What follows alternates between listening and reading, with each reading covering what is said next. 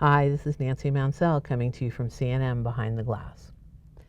So far, all of the systems of equations that we've seen have had one solution. The lines have crossed.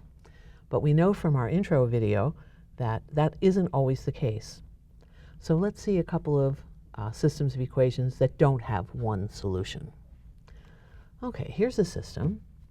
Remember when the equations are in standard form, elimination is going to be the easiest method to use. I want to create opposites. I don't have opposites now. I want to create them. If I multiply the first equation by -3, I'm going to have -6x, and the x's are going to cancel. So that's what we're going to do. -3 times 2x is -6x. -3 times -y is +3y. And -3 times 3 is -9. And now we'll add. 0 plus 0 equals 0. What happened to my x's? What happened to my y's? They're gone. All that's left is 0 equals 0. Wait a minute. What happened? This means something. This is true. So what it means is infinite number of solutions. This is the same line lying right on top of each other. And I can prove it to you by graphing the lines.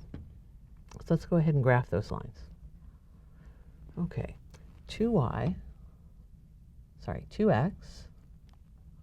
minus y equals 3. If I use the cover-up method, set x equal to 0, solve for y.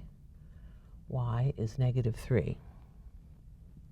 So I'm going to put a dot at -3. And then we're going to set y equal to 0, solve for x. 2x equals 3, divide both sides by 2. X is 3/2. That's right about here. And we'll just draw a line. Woo, hopefully you can draw straighter lines than me. And that was this first equation.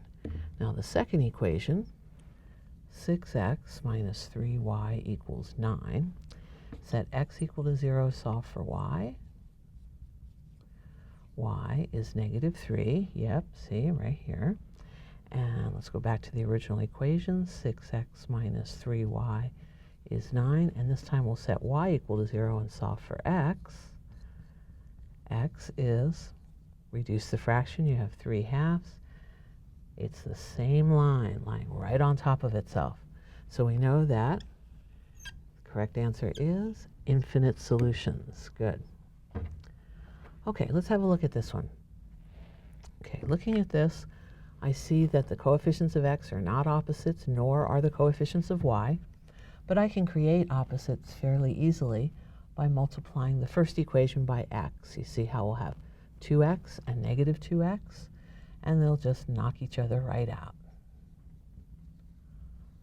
Okay, so 0 plus 0 equals 11.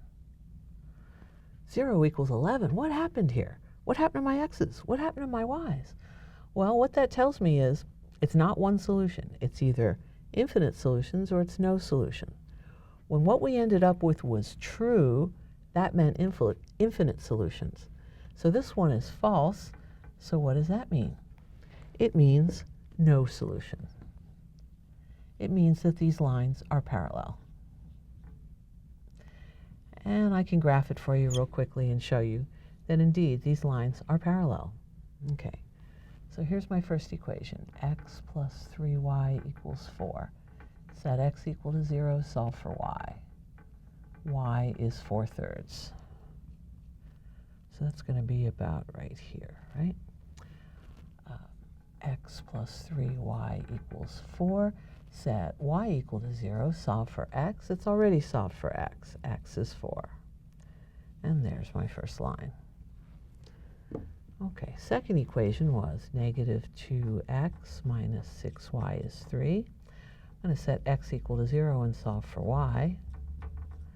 And I get y equals -1/2. So that's going to be, about here. Okay. And 2x minus 6y is 3. Set y equal to 0, solve for x. X is,